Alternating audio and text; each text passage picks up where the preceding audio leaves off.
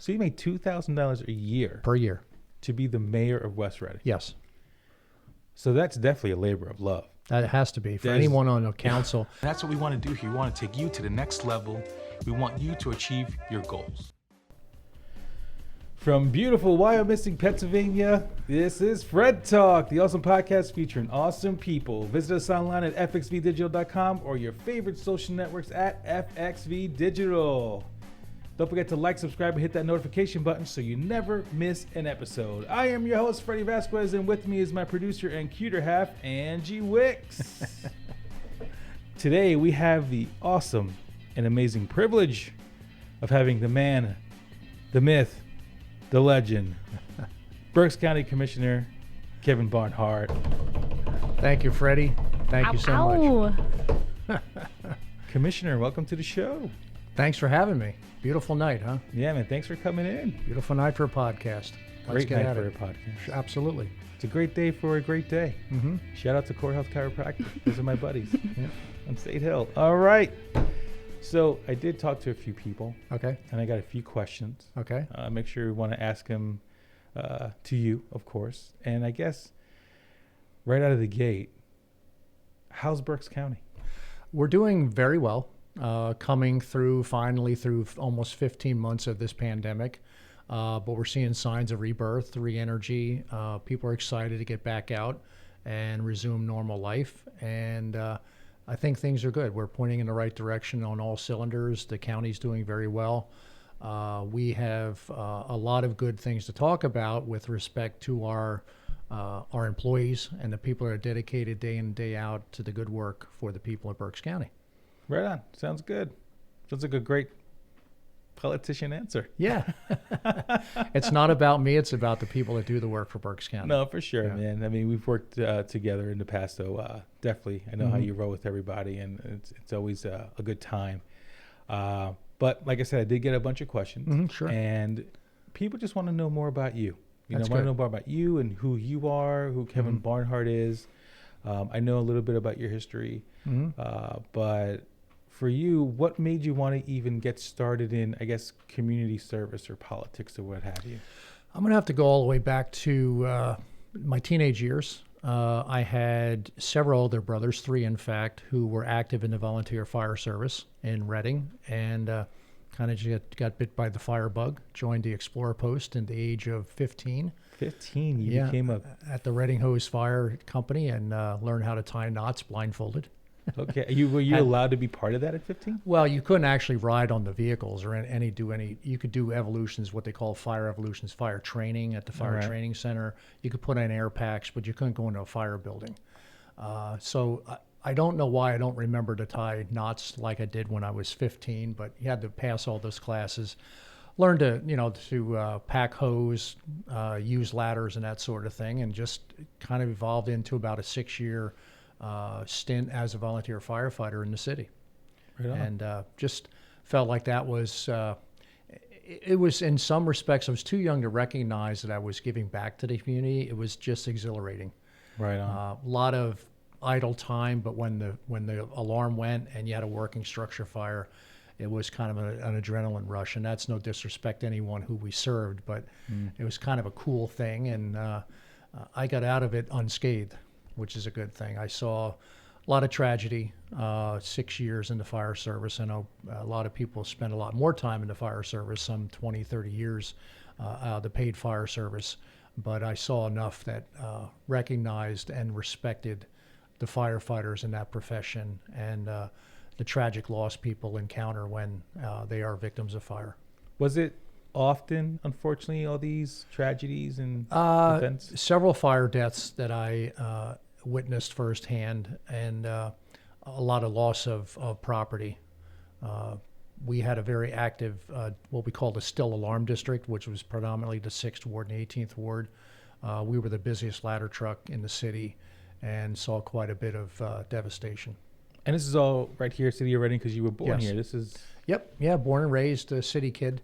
Actually grew up on Wunder Street till I was the ripe old age of 5. And family packed up and moved out to Douglas Street, right near the Red Cross. It was 4 boys, mom and dad. So 8-foot wide row home on Wunder Street just wasn't big enough for 6 of us. So moved to Douglas Street, and that's where I lived for till I was married at the age of 22. Great times in the city of Reading. It was just a great place to grow up. Went through the 5th and Spring, which is now Turkey Hill Minute Market.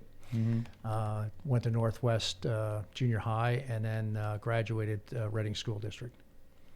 Reading Awesome. High. That's amazing. And so from the Reading Fire Department, you went ahead and joined the city council. No, I was on West Reading Borough Council. West Reading Borough Council. There you go. So funny thing happened on the way to the forum. I married Pam Rivers, who was born and raised in West Reading, and I adopted her son. And he was a midget football player. Chris played midget football for the West Reading Cowboys at the time, which they still had the moniker, the West Reading Cowboys.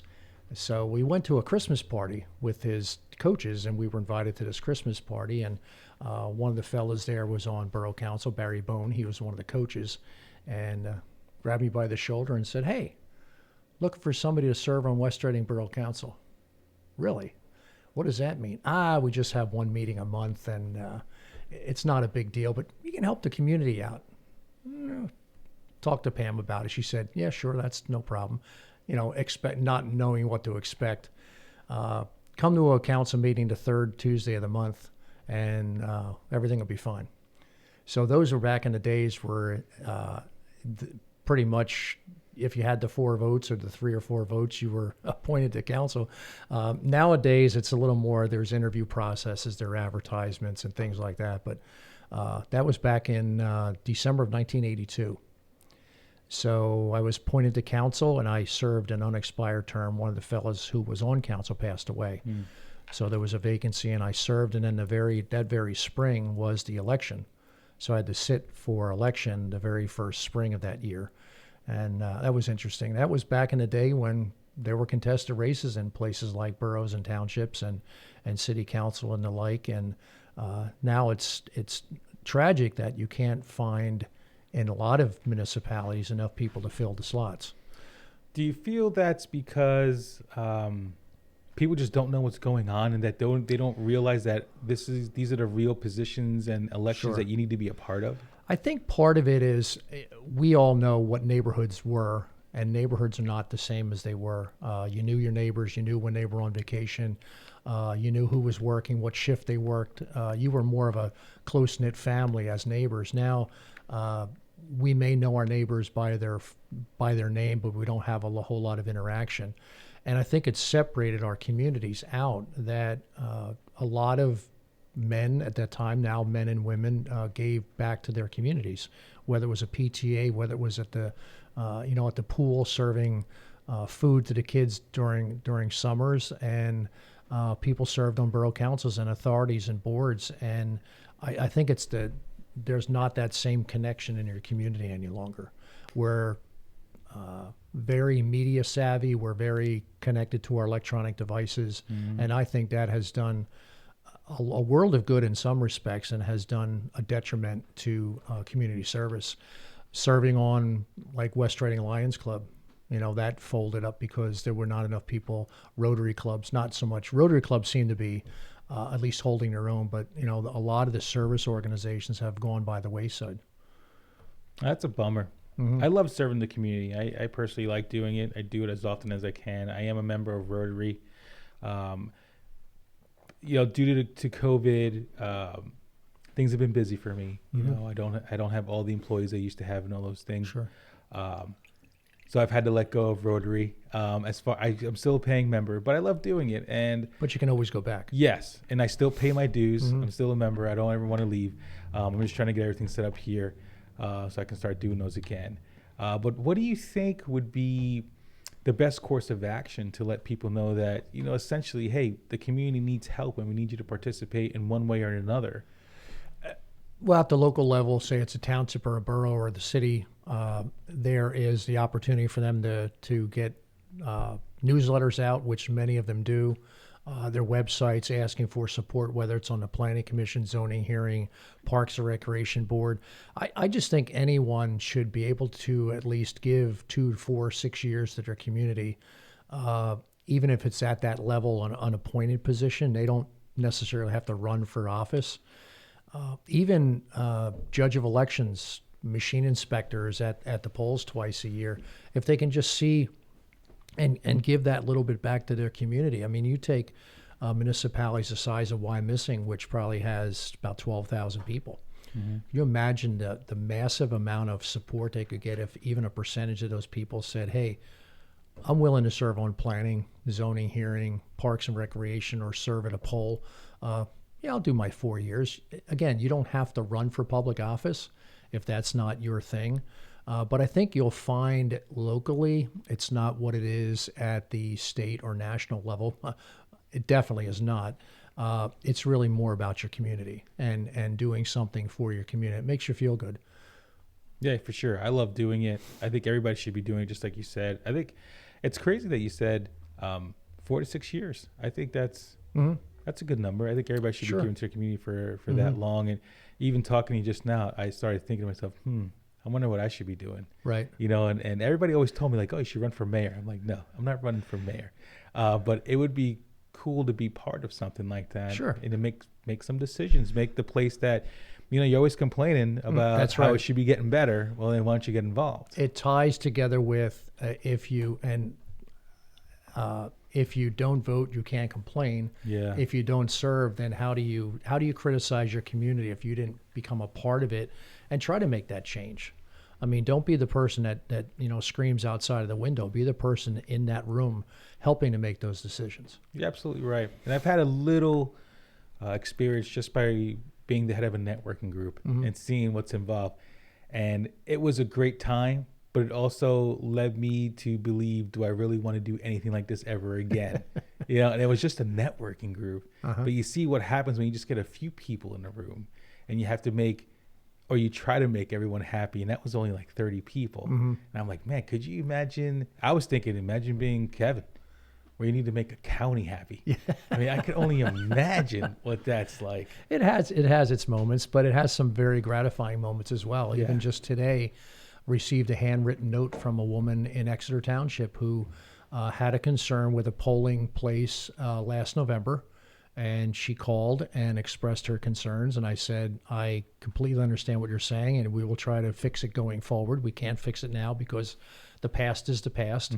And we did change it for the primary to a different location. And she said, I really appreciate the fact that you listened. Yeah. And a lot of times you listen and can't give them the answer they're looking for, but it's just the recognition that you've made that connection. And what I always like to say is people that I call back, hopefully within one workday, and they hear it's me, and they go, Commissioner Barnhardt, yeah, I didn't expect you to call back. Well, who'd you expect to call? Well, I expected one. Well, I have one assistant. I don't have like 12 assistants. I have one, and she's busy. So I picked up the phone because your message said, call me back. And I'm approachable. I'm just like you are. I'm one of the people in this community just trying to make it better. Right on. I mean, you definitely are. I like I said, I've had interactions with you. Totally approachable. Came into the office that fateful day in September. That was a great meeting. I was like, the commissioner's in my office. But it was cool. I was like, all right, he's a regular guy, which is, it's nice to see. I think a lot of people think politicians are just like these other guys, like they don't care. They're just making a buck and they want to go home. And I think hanging out with you was my first taste of like, oh, it's really not like that everywhere, And I think people just equate politicians with the national stuff, right? Congressmen and all that, and we both know that, yeah, it's important, but how important is it when it comes to being here? And you need to get out there and do the local elections, like the one we had last week. You need to get involved. Those are things that affect your everyday. And with that being said, you then went from the West Reading Council. Yeah, I was appointed and then served 16 years. Wait a minute, 15 years. Yeah. I should get this right. 15 years as a council person. And then I decided I was one of 7. And I thought, well, I'd dip my toe in the water and try mayor because the mayor's a lone separate elected official. And in a borough, you have oversight of the police department, and you break ties on borough council. Okay, doesn't sound too bad. Maybe I could kind of ease out of all those meetings if I become mayor. So I ran for mayor, and I was successful. And at the same time, we were generating our Main Street program in West Reading in the late 90s. And what ended up happening was I was going to more meetings as mayor because I was on the Main Street Foundation and the Main Street Authority. So Pam, my wife, would say, I thought you ran and got elected to mayor so you'd be home more often. Now you're out of the house more. But, things happen, and things happen for good reasons, and no regrets there. I spent 9 years as mayor. So I 24 years of local government service in West Reading, and just loved just about every minute of it, every minute of it. And I look with pride at West Reading and see the things that continue to improve. And we started something, and it's one of those canvases that there's still painting to be done on that canvas, but. It was about 4 of us involved. There was the borough manager at the time, 2 members of council, myself, that kind of visioned this thing out and felt that one of the revitalization efforts in West Reading had to be a Main Street designation, along with infrastructure improvements, improve the police department, the fire department on down the line. So that was one of our 10 points to improve West Reading. But you did a lot of great things in West Reading, because I did a little research just to make sure I wasn't, talking out of turn or anything today. It's like, make sure you know what you're talking about, Fred.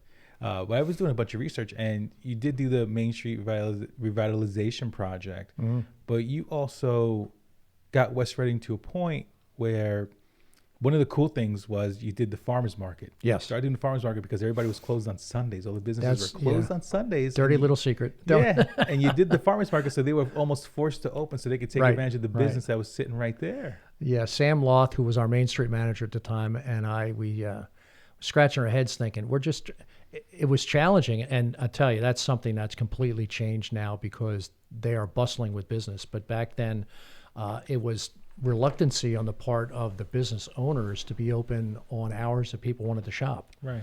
And competing at that time with the malls, especially the Berkshire Mall, which was open 7 days a week. And the mall said, you sign a lease here, these are the hours your store is going to have the front door open. You couldn't do that in a Main Street program. You had to convince them of reasons to be open, and scratch your head and said, well, we're going to get people open on Sunday. We're going to have a producers only farmers market on Sunday. Well, we had some backlash. Why are you doing this on a Sunday? Because we want you to be open. Right. And a few were open in the beginning, and it just started to blossom from there. We didn't know if it was going to be successful, but it's still here today, probably going on, I would say, at least 15 years, if not longer, in operation. So, again, an attraction that brings people into West Reading. And along with that, you also helped start one of the first art festivals here. Was it Art on the Avenue? Arts on the Avenue, and then we had the Fall Festival. So the Arts on the Avenue in the spring, and then Fall Festival in the fall. We had 2 of them at that point. So that's amazing, and congrats on that. So you had a part in of it. A yes. part, yeah, of course, part. a part. You weren't the only man. No. You definitely had a part into creating the main street that we all enjoy today. The farmers market, the Arts on the Avenue, the Fall Fest, and then I guess you said, well, I guess it's time to take it just one step further, and that's when run for county commissioner. Yeah. So we made a family decision to move from West Reading to South Heidelberg Township to be closer to my son and his wife and children who lived in Lancaster County. And at the same time, I was working full-time at Associated Wholesalers in Robizonia. So I moved closer to work. I was 5 minutes away from work and 10 minutes away from the kids. And that's when I was no longer mayor. So you don't get paid the big bucks to be mayor? No, I think I left. I think I was making $2,000 a year. Wow. As mayor. And if you factor in the hours of meetings and those sorts of things, and marrying people, back then you were not allowed to receive any compensation for marrying people as mayor. It was a carryover from the Burgesses of England.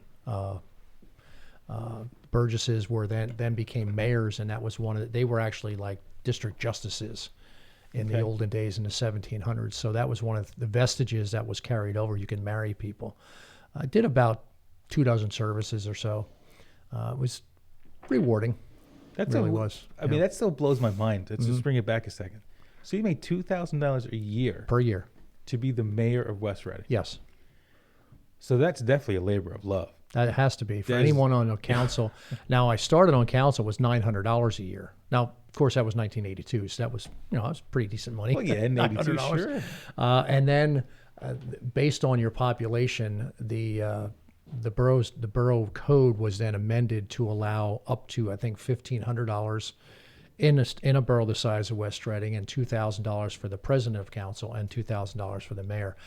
I have to think it's still the same today in Wow. 2021. I'm assuming it's still, yeah. So anyone who thinks that somebody's getting rich being in local government, especially like on school boards, they are not compensated. I think the council people and the mayor and Wyomissing are not paid. So they're doing it because they're giving back to their community.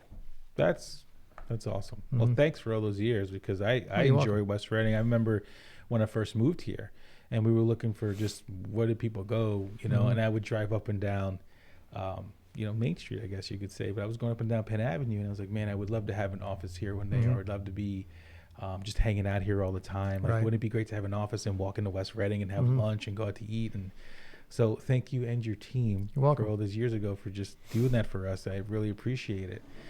But let's get back to it now. Okay. So now you thought to yourself, okay, so have had all these accomplishments. You wanted to be close to the family, but still, what made you say to yourself, I want to be county commissioner? So I'm sitting at home one night, and Pam looks at me and says, "What's wrong?" I said, "I'm jonesing for a municipal meeting." So I said, "Why don't you go up to the township?" So I went up to the township, sat there at the meeting. It just wasn't the same sitting in the back bench. And a little while later, maybe a couple months later, I had thought for many, many years, I had been asked once or twice to run for state representative. And I said, look, I'm not a small fish in a big pond. If I would get elected, which would have been challenging to say the least, and serve in Harrisburg, I probably wouldn't last more than a week, because there's too many people there and not enough decisions being made for the good of the people. But if I ever had the opportunity, I would like to run for county commissioner, because I still truly believe to this day that it's still local government. It's just a larger local government. And Pam and I had to talk, and she said, look, don't live with the regret. She said, if you want to run, then run. Win, lose, or draw, run, because then you can't say, gee, coulda, woulda, shoulda. Yeah, I hate what ifs, man. Yeah, so 2007, if I get my dates right, the primary, and there was 4 of us on the Democratic ballot, and I was unsuccessful in the primary. 2 from the Democrat and 2 Republican Party go to the general, so then it's the 3 out of 4. I was 3rd out of 4. And then about a month or 6 weeks into it, after the primary, of course, I went back to work and told my boss that in 4 more years I'm going to run again. So prepare yourself, I'm here for 4 more years. And the phone rings, and it's Commissioner Judy Schwank. And she said, I'm going to be leaving, and I'm going to be taking a position at Delaware Valley College, and want to know if you want to get back in the race. And I said, you're kidding me. And she said, this is not a kidding conversation. This is, do you want to do it? Okay, because I'll support you, and I'll say to the party, look, I'm stepping aside, but I would like to have you nominate Kevin to replace me. So I quick called Pam. She said, sure, go for it. It was like a surreal moment.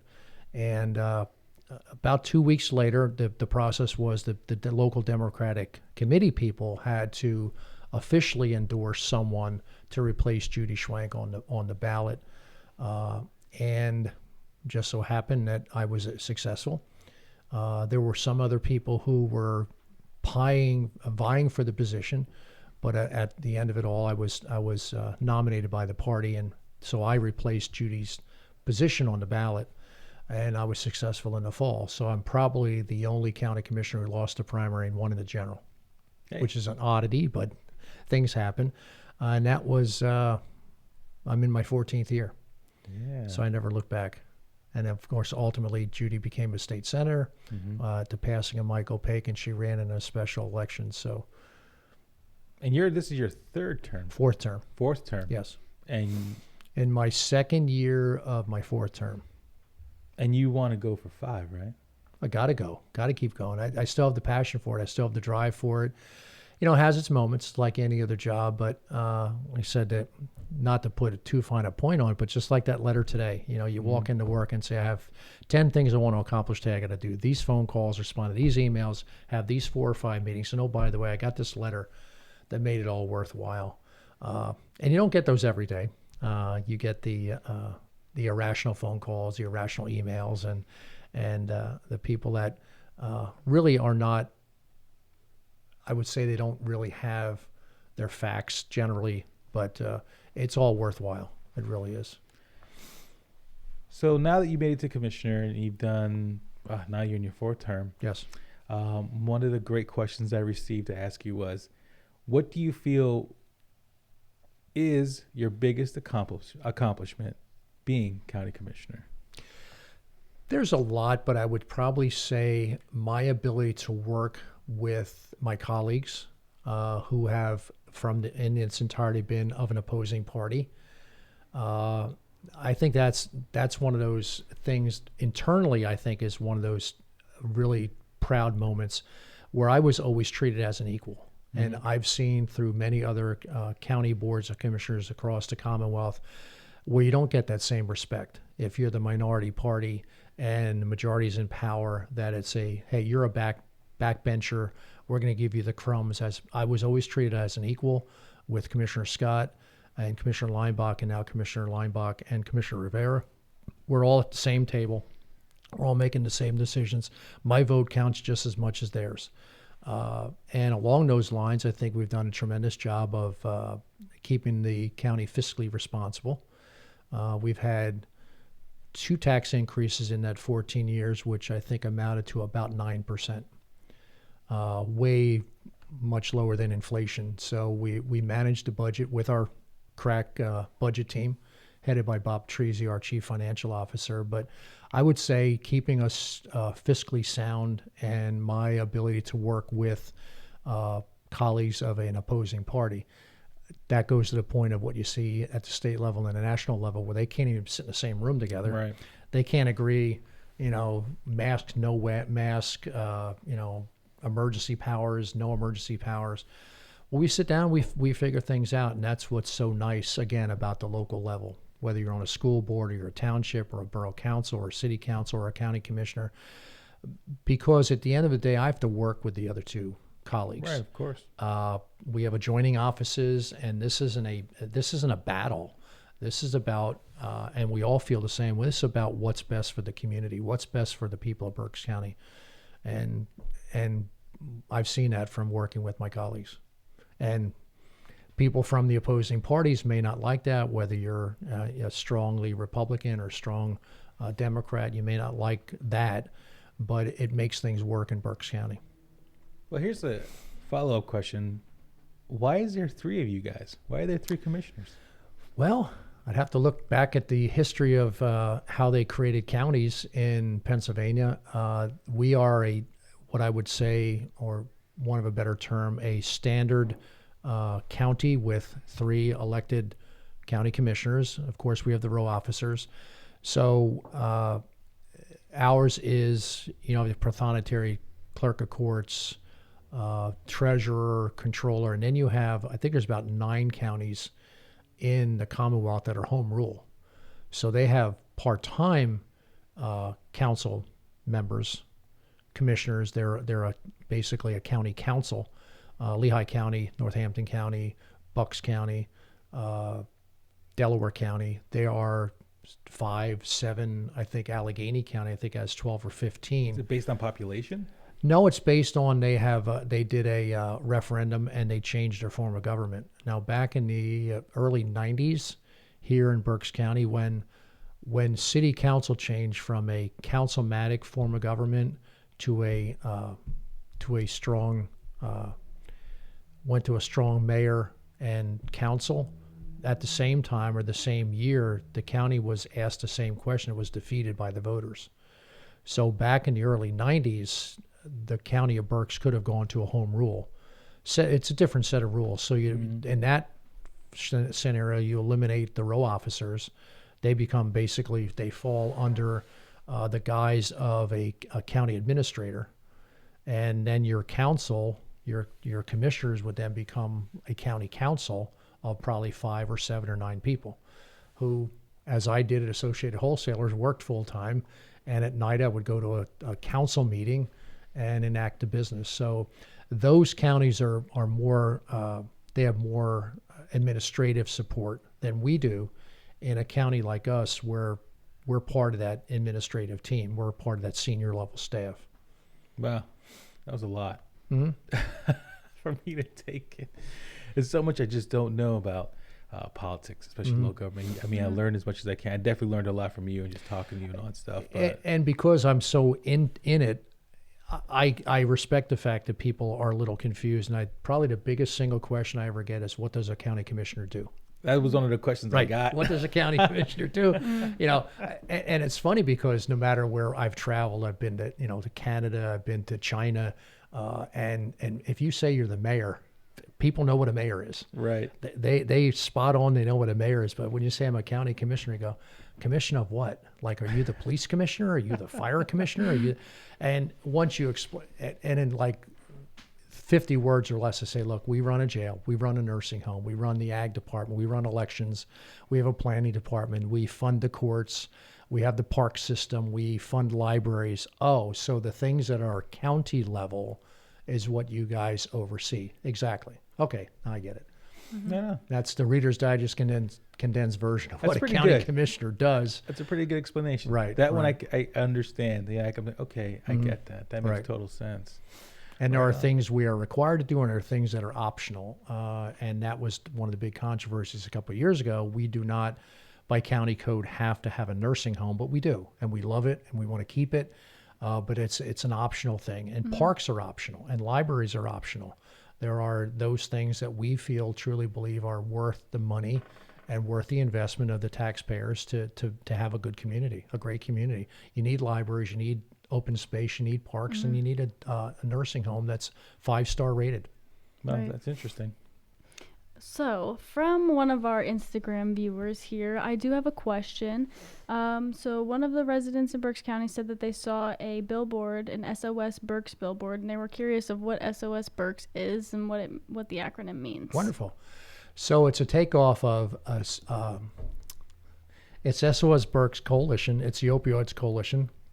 Stop Overdoses, Save Lives. Oh, wow. And we started that. We're in our 6th year. George Vogel, who was the executive director of the Council on Chemical Abuse, came to meet with me, and he said, look, we're getting some funding from the state through our Community Criminal Justice Advisory Board, which is everyone who is involved with the criminal justice system, from the courts to the jail, adult probation, juvenile probation, mental health, the MDJs. They want us to really start to look at the spike in deaths, overdose deaths of opioids. This is Right. about 5 or 6 years ago when they started really spiking up. And George Vogel came to me and said, would you like to co-chair this with me? And I said, why me? And he said, well, because I don't have any community gravitas, but you do, because you're a county commissioner. Oh, okay. I don't know the first thing about this, but treatment and recovery, but I'm going to learn. So we co-chaired it until George retired, and now Stan Papadimitriou from the Council on Chemical Abuse, who replaced George Vogel. We're co-chairs, and we make efforts in the community to recognize that it is a disease, and treatment and recovery do work. And we've instituted a lot of programs through a lot of help through our district attorney. John Adams has done a great job. Our staff at COCA, all of our providers have done tremendous work. Our police have been engaged. We have the hospitals involved. So Reading does a warm handoff, and they have a person there 24 hours a day that if you are come to the Reading Hospital and you have overdosed, you are then strongly encouraged to go into treatment, and they have a bed waiting for you. Great. Penn State St. Joe's does not receive quite as many overdoses as Reading, so they're on call. But we've had about a 75% success rate of getting people immediately into treatment. It's and amazing. then we have the Blue Cares program with almost all the police departments in the community, where if someone does overdose and they're revived with Narcan, they'll go out within 2 to 3 business days and just make a courtesy call to the house with a treatment counselor and an officer, and just say, look, we were here Saturday. I want to know if Johnny's home. Want to see how he's doing, and here's a couple pamphlets. We really like to see Johnny get treatment. Yeah. Because the fallacy out there in the community is the police don't want to arrest people. The police don't want the thing they want to do is make sure that person has a drug issue. They want them to get into treatment. They want them to get them into recovery. They don't want to have to go there, frequently to revive somebody. That's not what they do. That's not what their purpose is. Right. And they truly want to try to get people the help they need. And there's been an outstanding effort by this community, and unfortunately, because of the shutdown, the pandemic, we had our highest number ever in 2020. We had 132 opioids overdose deaths in total, which was the highest number we ever had. And we think a lot of it had to do with the isolation. People were not, the drugs were still readily available, but people were isolated. They couldn't talk to their, it was hard for them to connect. Maybe they didn't have the technology to connect with people, and the classes were shut down, and places for them to go and just talk to each other were stopped. And we just saw that as a real horrible type of situation. And hopefully we're through that now, and things are starting to open back up, and people are starting to get the treatment and the recovery they need. Yeah, that's great. I honestly think it's good to know and hear from you, especially that you guys are taking a very humanitarian approach to this sensitive subject. And also, are you guys I know that the police are obviously trying everything that they can to not arrest people, but let's say someone does go into jail with an opioid or drug problem. Are you guys implementing the SOS Berks program into the jails as well? Yes, there is so that program doesn't go to the jail, but we have our deputy warden of treatment on our panel, and they're providing those services through her at the great. jail. So that's awesome to hear. Amazing. That's great. I remember us talking about that a lot too back, and COVID. Yeah, that's right. We had that little video thing where we were talking about that. Do you think, and this is a good question, do you think everything was handled correctly during COVID? What are your thoughts on how things were handled in our beautiful state of Pennsylvania? Armchair quarterback. Okay. I said countless times, I'm glad I'm not the governor. I'm glad I'm a county commissioner. No matter what decision he made, there were certain people that thought it was the right move, and people thought it was the wrong move. We didn't know what we didn't know. I'm sure he was, trying to gather the best advice possible. I think the green, yellow, red thing was very confusing. The most critical piece I could say was the selected businesses. I think that was in early April. Here are businesses that can operate. Here are businesses that can't operate. And where that master list ever came from, I think, is going to be a mystery to the for the ages, where big box stores could operate unabated, but the mom and pop shops had to shut down. That was a travesty. It was a travesty. And then you had to appeal. And then I heard, again, anecdotally stories where people got an appeal and they were opened back up, and the same type of business filed an appeal and were still required to stay closed. Lowe's. Lowe's is a vital business. Why is Lowe's a vital business? Well, just in case you need to get things to fix your toilet. Yeah, but people are into buying flowers, they're buying mulch, they're buying, they're buying everything. That's not a necessity, but I understand your toilet, maybe your flotation device for your toilet, but that I thought was grossly unfair, and that part was mismanaged. The color scheme, I don't know. I guess best practices, you look at what other states are doing, and I think some other states were doing better, some were doing worse. but I think there was some practicality that could have been put into some of those plans. I Now, lost friends due to the Lowe's. I'm sorry? I lost friends due to Lowe's. Yeah. I did, because I put up a post on good old Facebook, Mm-hmm. and I just, I wasn't being negative. I was just like, it's insane how I'm at Lowe's, and the parking lot was full, like Yeah, it was yeah. Christmas. Mm-hmm. Oh, And yeah. I was like, my local friends and small business owners were all closed. Mm-hmm. All of us are closed, but Lowe's is just boom. Yep. with Paying people bonuses to employees. paying bonuses to employees. Giant paying bonuses to employees. All the stores that were just blowing the doors in were paying bonuses, yet your friend with the sandwich shop or pizza shop Right. either went out of business or had to loan money from a friend to pay their taxes. Or, when I said to you before we started, those chirp checks, those business recovery checks that we were handing out a couple weeks ago, I heard some real horrible stories about what people had to endure. I think most of them, it was pride, why they stayed open, probably spent their life savings, probably took loans from family and friends, probably worked out some sort of special consideration with their landlord just to keep afloat, because by and large, small business people put everything they have into that business and try to ride it out for the first couple of years, and hopefully at some point they start to turn a profit. And it was devastating, really was. It wasn't, and a lot of people don't understand that. And a lot of people that are, when I was talking about opening up and our poor small business owners, we literally put our whole lives into this. My whole life is in this building. My whole life is in my business. There's no extra. Right. There's no clock I get to punch every day. And a lot of people that were so against opening the small business, they don't own one. Right. It's very easy for them to go, well, don't worry about it. I'm at home. I'm getting my paycheck, or I'm getting the assistance, or whatever the case is. So everybody should be closed. But thank goodness Lowe's is open, because, man, I can't wait to get my plants. I can't wait to get my, the outdoor furniture. They should have roped roped off everything. They should have roped those aisles off and said, this is not a necessity. Right.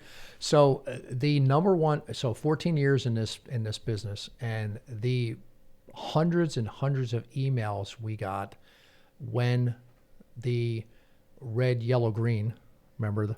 Yeah, I remember. We had a virtual call that Saturday morning when we had heard that Lebanon County was going to defy the governor, and School County was talking about defying the governor in Lancaster County. And the headline of the newspaper was incorrect. We were giving it consideration whether we would want to maybe move, which again, we don't have the authority to move from red to yellow or yellow to green. That was the governor's call to make. But the headline is all people read, and they took it upon themselves. We got hundreds and hundreds of emails. How dare you? This is a pandemic. People are dying.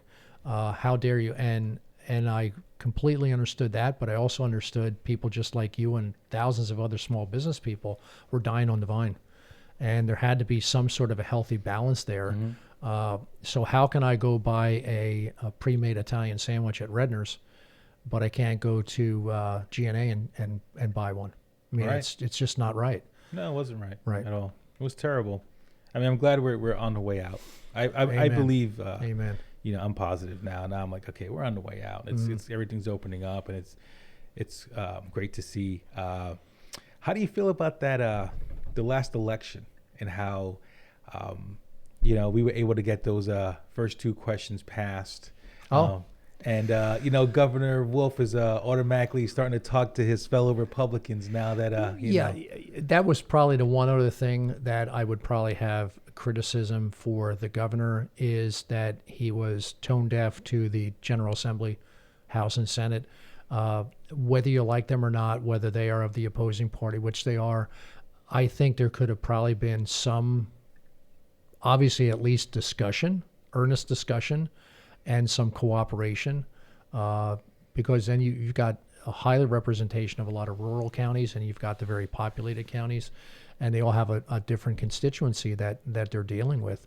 Now that this is on the ballot and it passed, 53% to 48%, it'll be interesting to see how it actually plays out.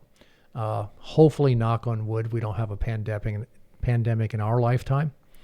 But there could be something like a tropical storm Agnes that devastates a major portion of Pennsylvania, and the governor declares an emergency for 21 days, and then the General Assembly can stop it after 21 days, apparently the way I read it. Right. So that'd be interesting to see how that plays out, because one person probably shouldn't have ultimate power, but one person is more nimble than 50 and 203.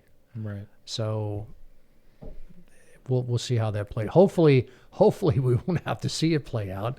Hopefully we don't have a natural disaster or a pandemic to deal with. I know the largest natural disaster Pennsylvania suffers from is flooding.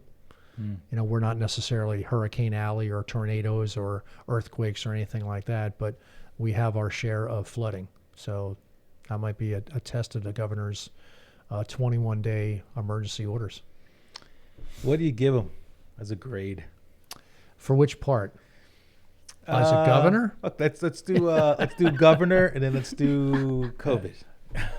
I want to hear it from you. Governor, I would say a B, because I think he's an amiable person. He's level-headed. He doesn't get emotional. He seems very practical. COVID, D. Again, Is that being nice? I think that the D is because of the inconsistency and the not sure, and from where we sit as a county commissioner, probably till could have been July or August did we ever actually have some sort of a weekly dialogue. Now, here again, we're running counties, and if the governor is not engaged with the General Assembly right down the street from where he is, he should really be involved with counties, because we're the ones answering the questions as to when are we going from yellow to green. When can we when can we open our store? You're asking us these questions. We don't have the answers because we're not the governor. The governor's not talking to us. Right. He finally broke, I think it was, and again, it could have been in July or August, there started to be weekly meetings through the County Commissioners Association where they could actually ask questions of the governor. And even then it was, well, we'll get back to you. We'll get back to you. We'll get back to you. And I think some of that can lay in the fact that a lot of us didn't know. I mean, this is certainly my first and hopefully last pandemic. So we didn't know what we were doing on the local level. We did the best we could. And I'm hoping in my heart of hearts that he was also doing the best he could, and not being motivated by or being influenced by the wrong facts or the wrong people. Again, I can speak for myself and my colleagues here at the county level. We did the best we could with what we knew. Yeah, I think the major thing was, for me, when the defying the governor thing, and I even had a couple people jokingly say, well, Fred, Commissioner Kevin Barnhardt, why don't you talk to him and tell me? I'm like, yeah, because I got so much pull. Oh, give me a break. Yeah, and you see what happened was he threatened to hold up the CARES Act money for Lebanon County. I mean, and we talked about that. We received $38 million and put it out on the street before the end of last year. We moved it out, and hopefully it was very effective. And it's like, okay, so we want that sort of Damocles hold over our head that we're going to deny our community $38 million by being bullish on the governor. So we didn't go that route. None of the three of us wanted to go that route. We were just at that point frustrated. And I think our frustration came out in a newspaper article. And again, the headline was misrepresented as to what our true intent was. Yeah. Because we were hearing it from the business people. We were hearing it from construction, and we were hearing it from the main streets, and we're hearing it from the shop owners and the sandwich shops and the pizza and everyone. It's like we heard it from all angles. We didn't just hear it from your next door neighbor. No, I appreciated you when you went on the air and you asked for people to come on and speak, and I don't want to say I enjoyed going on, but I appreciated going on and be able to say my piece. And the news about the overdoses during COVID. I mean, it's terrible, but unfortunately, we knew that was going to happen. And I think that was one of the other things that I still feel nobody talked about. I really feel that everybody tended to forget all about that during this whole pandemic. And I'm hopeful that it's going to be on the downturn Right. again. You know, with all the programs you guys have put in place, which definitely we appreciate, of course. You know, another great question I was asked to ask you was, what are you planning for the future, or what is a one goal or a few goals that you're looking to accomplish, you know, before maybe this term is out and then for your next term, because we will get you elected again. Don't you worry about that. Thank you. I appreciate that. Two of the things on the radar screen, obviously, are a new jail, which is probably not in the next 2 to 3 years, but probably within the next 6 to 7 years, because even if today we had a design, it would still take about 3 years to construct a new jail. We presently have a firm out of Atlanta, CGL, that is actually coming in tomorrow to assess staffing needs for the present existing jail. And then ultimately we would probably hire them to help us design a jail. We had some of that framework and some of that planning, not structure wise, but what size, how much mental health, how much, medical space will we need for the changing population. And then again, COVID hit. So we went from an average daily population of 950 down to 750. And hopefully actually we went down as low as 500. But now we're back at about 750, and it looks like about 50 of those inmates will be going to state prison. So effectively in the next month or so, we should have 700 inmates. Can we keep that trend going when we fully reopen, that we don't go back up to 950, which again will help us to right size a jail? And we've learned a lot more video arraignments, video visitation, those sorts of technology upgrades, which we were contemplating, but kind of got forced into doing as well. They can stay here for the long term. So a modern jail is not the jail from the 1933 or 1993. It's a different model. Our mental health area is woefully inadequate space-wise. So is our medical, because when your population goes from a peak of 1,350 in 2005 down to the 500 and 600s, now at 700, you have the people who have the most need in the community. They have the co-occurring disorders, they have the mental health issues, they have substance use disorders. They have all sorts of a whole host of problems that you need to deal with on a day-to-day basis, and we need the space to handle that. It's not so much cell space, it's the ancillary things that need to be done with an inmate while you have them in your facility, and that's really how we have to plan it. Mm-hmm. And the new jail is because the other jails are too small, or it's not space as much as it's the initial 1933 portion is linear, so you can't see unless you walk up and down a hall. You can't see into the units, the cells themselves, not the cells, but into the hallways. The 1993 is more of like a pinwheel. So you have the operator station that actually can look into the units. It's modernistic.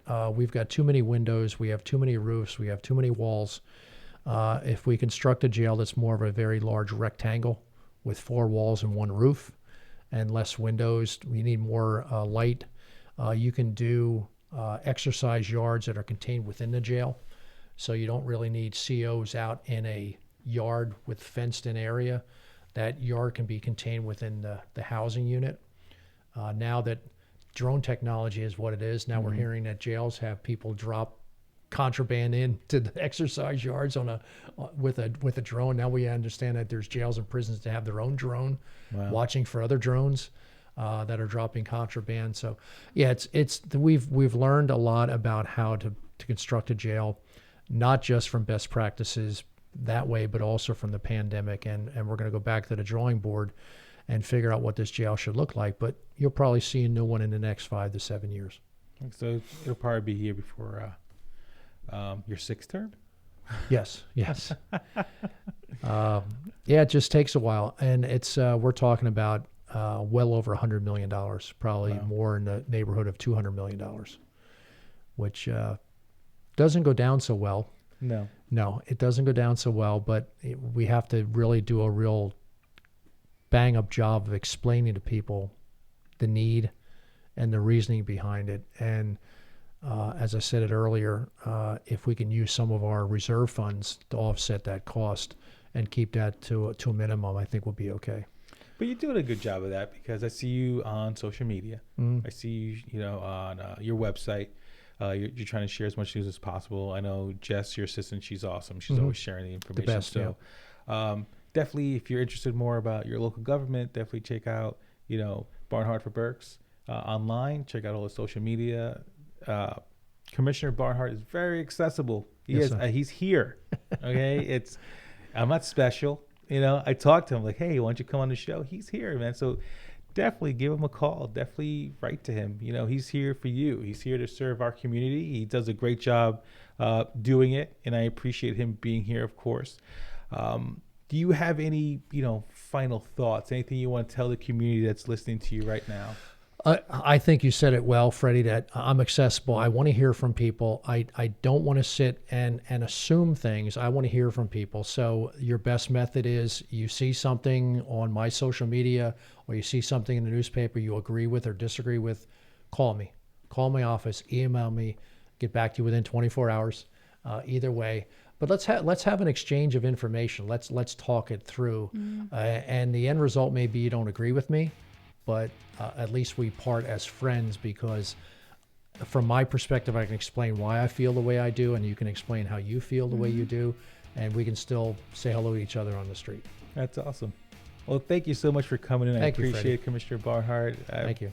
This is no, I'll say it, there's no bullshit. I really like who you are. We had a good time together, and I'm looking forward to all our interactions in the future. Thank you so much. Thanks for the time. All right. Well, thanks for checking out Fred Talk. Visit us online at FXVDigital.com or your favorite social networks at FXV Digital. Don't forget to like, subscribe, and hit that notification button so you never miss an episode. For Commissioner Barnhardt, Angie, and myself, thank you so much for checking us out. And don't you ever forget, your Uncle Freddie loves you. Peace.